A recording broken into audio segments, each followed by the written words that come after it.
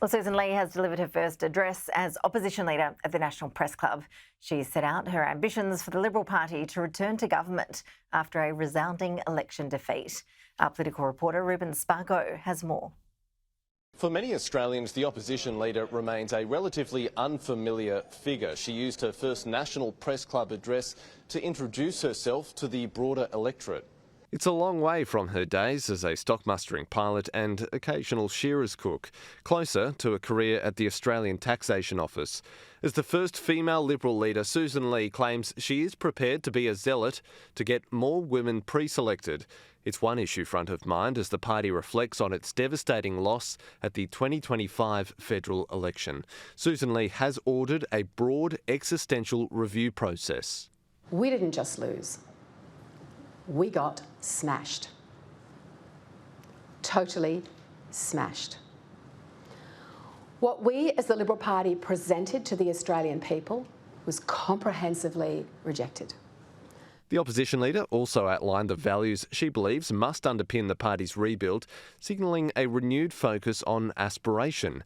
Sussan Ley also identified key policy areas the Liberals will prioritise under her leadership, including energy and emissions reduction. Also, economic responsibility. At the last election, Labor positioned itself as the party of lower taxes, attempting to take the title from the Liberals. Sussan Ley also highlighted national security and the need to increase defence spending. It's an early vision which will require work.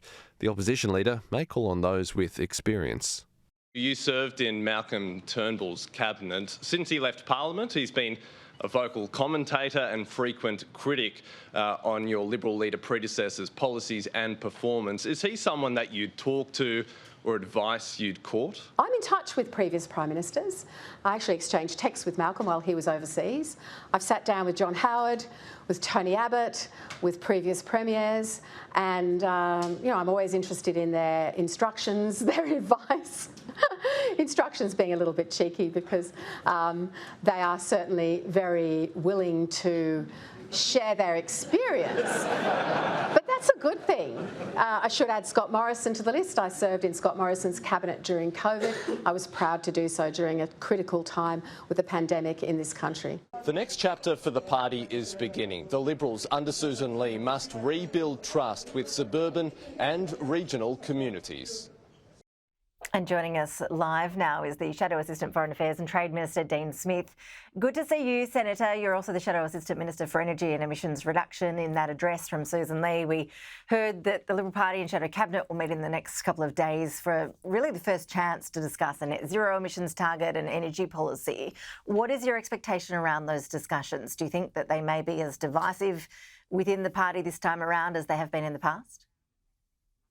Well, it's an important few days for the federal coalition. You're quite right, Ashley. Sussan Ley, as the new opposition leader, has given the first address to the National Press Club, I think, in over 3 years. And I think that demonstrates her willingness to be open with the media, to be open with the Australian electorate about the enormity of the challenges that face the Liberal and National parties, but to also demonstrate a real earnestness on her part to get back to the important work of opposition. An important element of today's announcement was the creation of the Coalition Working Group on Energy and Emissions Reduction. It's not just an environmental conservation matter. Sussan's made it very, very clear that energy and emissions reductions goes to the heart of our living standards, to the core issues of our economic performance. So this is a first step in what will be an iterative and continuous process to hear not just the views of Liberal Party and National Party members across the country, but to engage with energy stakeholders, to develop a pathway, a plan that makes it clear that in the coalition we are interested in building a reliable, affordable and sustainable energy grid that delivers low energy costs for families and small businesses, but also recognises that Australia is an important international player on energy issues and that we have a role to play in that sort of global ambition to reduce emissions. Senator, how hard is it going to be, do you think, for the party to land on a policy position? Well, I think there's a recognition across the coalition that the results at the election were very, very decisive for us. Our challenge in the energy and emissions reduction area will be to develop policies that, as I said, are continuous and iterative in their nature, but are practical, that deliver lower energy costs, that are principled, that are consistent with our values as a coalition, but also deliver electoral success for us whenever the next election may be. And I think when we think about the issues that Australia is facing at the moment, energy matters are at the very core of that. We know that energy costs are a significant contributor to the cost of living challenges that families are facing. We know that the rising level of business insolvencies in our country are in large part caused by rising energy costs. And of course, we know that many of the geopolitical challenges that Australia participates in, has to confront, have at their core energy considerations. So it's an important piece of work. Susan, in her comments today, made it very clear that everyone will have an opportunity to have their say. But of course, we are interested in developing policies that are electorally credible. And I think that'll be the ultimate test of the work of the Coalition Working Group on this. Sussan Ley spoke directly to the women of Australia today on a few fronts. She was talking a lot about how she's uniquely placed to bring more women into the Liberal Party and try and reflect the population a bit better in terms of representation. She said she'd be open to state branches bringing in quotas to get more Liberal women into the Parliament. Is that something that you'll be pushing for in your home state of WA, which has struggled on that front at a state and federal level? Well, I think what's important in Susan's contributions today is that she demonstrated that she would be a practical and sensible coalition leader. She drew extensively to remind those in the audience, but also those that might have an opportunity to watch her speech, to remind them that she brings tremendous experience to this role.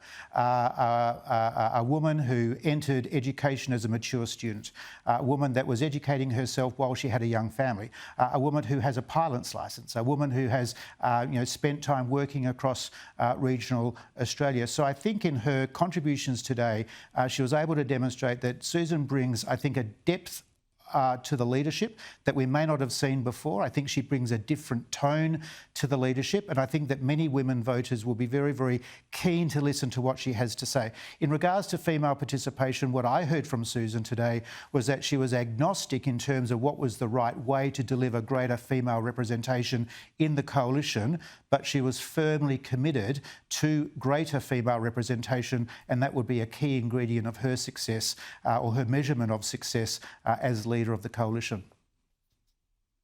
Senator, I am keen for your view more broadly on world affairs. First, I just want to play you this Trump video that we showed our viewers a little bit earlier. It's just been posted on social media and it's all about bombing Iran. Have a look. Tell the Ayatollah gonna put you in a box,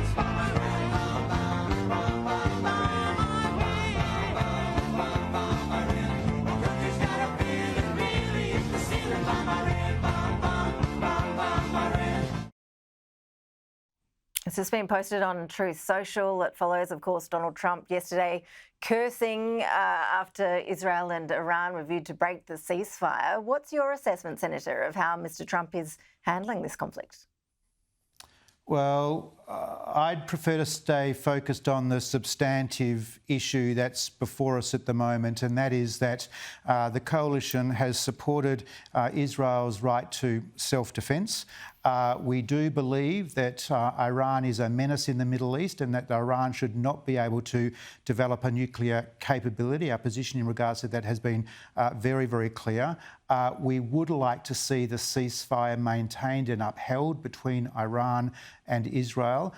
We think that the United States' involvement and intervention in that matter has been critical, has been important to establish that ceasefire, and we would hope that the ceasefire is able to maintain.